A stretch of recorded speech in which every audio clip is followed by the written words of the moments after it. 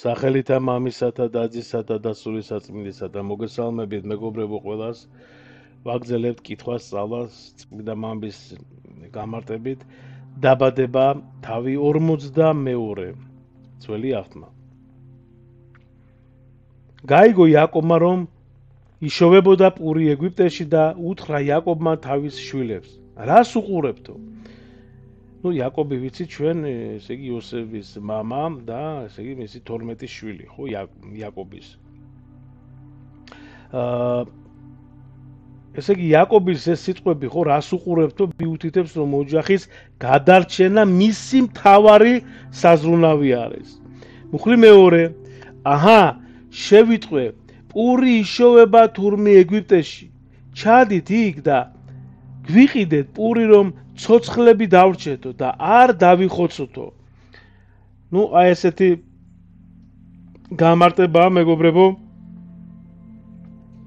ეფრემასურის რომ იაკობის რწმენა ღვთის განგებაში აშკარაა, ხო ის ენდობა რომ ეგვიპტეში გადაარჩენს, ესე იგი ეგვიპტეში გადარჩენის გზა მოიძებნება, თუმცა ჯერ არ იცის როგორ განხორციელდება ეს.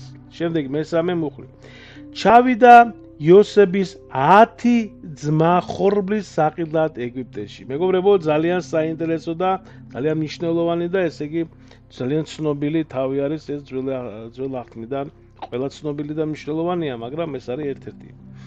ესე იგი რა ხდება ახლა ჩვენ როგორი სურათი არის? იაკობი თავის უთხრა შვილებს და ეს 10-ვე ძმა რომელიც ერთდროს გაყიდეს თავისი ძმა ეს იოსები რომელიც ახლა არის ეგვიპტის ესე იგი მეფე დანიშნული ხო და ნუ მეფედ არა მაგრამ მეფესავით არის მოკლედ და წინდა თავს ვიც მისმედით გეცოდინებათ და მოკლედ ეს 10 ძმა რომელიც გაყიდეს იოსები ხა მიდია მათ არ იციან რა თქმა უნდა ის ვინ არის იციან რომ ესე იგი დიდი ხანი უკვე გარდაიცვალა და ესე იგი მიდიან ეგვიპტეში რომ იყიდონ ხორბალი, ხო? იმიტომ რომ შიფშილი არის ესე იგი მთელ ქვეყანაზე.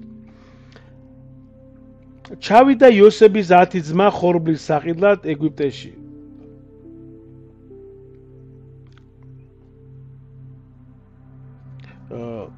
გაცნავად ხო, ჩავიდა იოსების 10 ძმა ხორბლის საყიდლად ეგვიპტეში, ხოლო ბენიამინი იოსების ძმა არ გააყოლა იაკობმა. მის ძმებს თქვა უბედურება არ შემთხვასო. ნუ წმინდა ავგუსტინე მარტავს რომ იაკობის შიში ბენიამინის მიმართ აჩვენებს მამის სიყვარულს და წყალსუში იოსების დაკარგვის გამო განსტილ ტკივოს. ნუ მას ეშინია რომ როგორც ერთხელ ესე იგი ერთდროს დაკარგა იოსები, იაკობმა ხო თავის შვილი და სინამდვილეში იოსები აქ არის ეგვიპტეში, უკვე გითხარით და ეშინია ბენიამინი ასევე ესე იგი არ დაკარგოს როგორც ერთდროს იოსები. და ამიტომ დაიტოვა თავისთან. შემდეგ მეხუთე მუხლი. მივიდნენ ისრაელიანები სხვა მომსვლელებთან ერთად, რადგან შიმშილი იყო ქანაანის ქვეყანაში. იოსები იყო ხელისუფალი ქვეყანაში, ის იყო ამ ქვეყნის ხალხის დამპყრობელი. დაინახა იოსებმა თავისი ძმები და იცნო, წარმოიდგინეთ ამ წლის შემდეგ, მაგრამ არ გაამხილა თავი და მკაცრად დაუწყო ლაპარაკი და უთხრა, საიდან მოსულ ხართო? მიუგეს, ქანაანის ქვეყნიდან პურის საყიდლათო. იცნო იოსებმა თავისი ძმები, ხოლო მათ ვერ იცნეს იგი. ნუ ძმების ახლა გრიგოლ ნოსელი ამბობს, რომ ძმების უცოდნელობას ეს სიმბოლურად მიუთითებს ხალხის უმეცრებაზე ღვთის ხსნის გეგმის მიმართ. შემდეგ გაახსენა იოსებს სიზმრები, გახსოვთ ჩვენ რო წავიკითხეთ, სიზმრები გაახსენა იოსებს მათზე რომ დაესიზმრა და უთხრა, სტოვრები ხართ ამ ქვეყნის სიშიშლის საზაზვრად მოხვედითო. უკაცრავად დასაზვრად მოხვედითო. ეფრემასური ამბობს რომ სიზმრების გახსენება იოსებს ღვთის განგებას ახსენებს, რაც მის ქმედებებს მთავარი, ესე იგი ქმედებების მთავარი მამოძრავებელია. შემდეგ მეათე მუხლი. უთხრეს, ანუ ეს ძმები ეხეუნებიან იოსებს. არა ბატონო, პურის საყიდლად მოვედით შენი მორჩილნი. კირილი ალექსანდრელი ამბობს, რომ ძმების პასუხი მათ გულწრფელობას გამოხატავს, თუმცა ჯერ კიდევ არ ეციან ვისთან აქვთ საქმე. ერთი მამის შვილები ვართ ყველანი, პატიოსანი ხალხი ვართ, არ არიან ვსტოვრები შენი მორჩილნიო. უთხრა, არა ქვეყნის შიშიშლის დასაზრად მოხვედითო? უთხრეს, აი ნახეთ ახლა უსმინეთ ასეულობა. ესე იგი 12 ხო იყვნენ, ხო, ანუ 10-ნი აქ დგანან, ერთი ბენიამინი იქ დარჩა იაკობთან მამამისთან და ერთი იოსები აგერა, ანუ 12. ხეუნებიან ძმები იოსებს. უთხრეს, 12 ძმანი ვართ, შენი მორჩილნი. ერთი მამის შვილები ქანაანის ქვეყნის კვიდრნი. უმცროსი ახლა მამასთანაა, ერთი აღარა ყავს. ეს ერთი იოსები არის, ხო, გასაგებია. უთხრა იოსებმა, ასეა, როგორც გითხარით, ვსტოვრები ხართ მეთქი. უნდა გამოგცადოთ. ფარაონს ფიცავ ვერ გახვალთ აქედან, ვიდრე თქვენი უმცროსი ძმა აქ არ მოვაო. გაიგეთ ასეუნება, ანუ აქედან ვერ გახვალთო, სანამო ესე იგი იმ თქვენ პატარა უმცროს ძმას ბენიამის არ მოიყვანთო, იოსები ეუნება. შემდეგი, გაგზავნეთ ერთი თქვენთაგანი, თქვენგანი და მოიყვანოს თქვენი ძმა. დანარჩენები დატყვევებული იქნებით. მაშინ გაერკვევა თუ მართლაც ამბობთო. თუ არა და ფარაონს ფიცავარ ვსტოვრები ხართო. ესე იგი ეფრემასური ამბობს იოსების მოთხოვნა მიზნად ისახავს ოჯახის გაერთიანებას, თუმცა ის ამას ფრთხილად განგებით ეკიდება. შემდეგი მეგობრებო ნახეთ, 3 დღეს საპყრობილეში ყავდათ ისინი. უთხრა მათ იოსებმა მესამე დღეს, ასე მოიქეცით და ცოცხლები დარჩებითო. ღვთის მოშიში კაცი ვარ მე.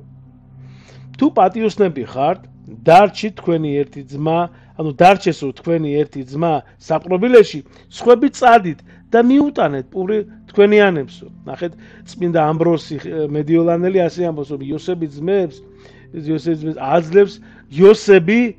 აძლევს ძმებს შანსს, რომ გამოავლინონ თავიანთი ზრუნვა ოჯახის მიმართ. აქ მომიყვანეთ თქვენი უმცროსი ძმა, რათა დამტკიცდეს თქვენი ნათქვამი და აქცდეთ სიკვდილიო. დათანხმდნენ. წმინდა ბასილი დიდი ამბობს, რომ იოსების გეგმა ოჯახის გაერთიანებას ემსახურება. მაგრამ ამას ფარულად აკეთებს, რა თქმა უნდა. შემდეგი 21 მუხლი.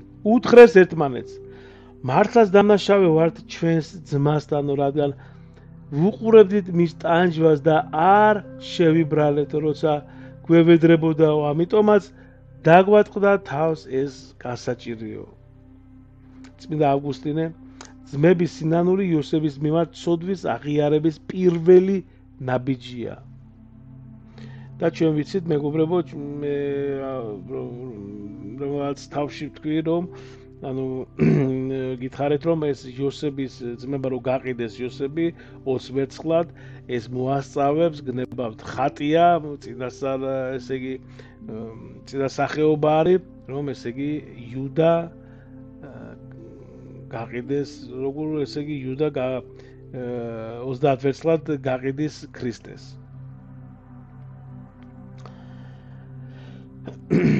შემდეგი მიუგო მათ რუბენმა და უთხრა, ხომ გეუბნებოდით ბავშვის ცოდვაში ნუ ჩავდგებით მეთქი, თქვენ კი არ დამიჯერეთ და აჰა, ახლა მოგვეკითხა კიდეც მისი სისხლიო.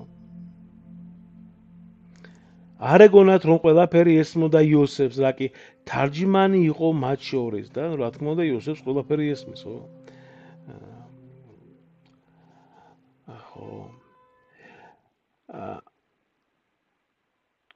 შემდეგი მეგობრებო,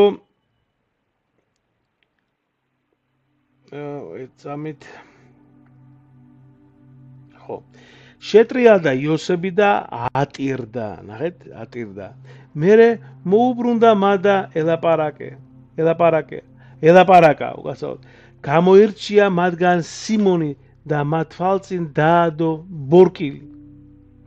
ბრძანა იოსებმა ხორბლით აევსოთ ეს მათი ეს ვაშკარანები, ხო, გადახტილი ვერცხლი მათ ვაშკარანებში ჩაედო და საგზალი მიეცათ. აი, ასეც მოიქცნენ.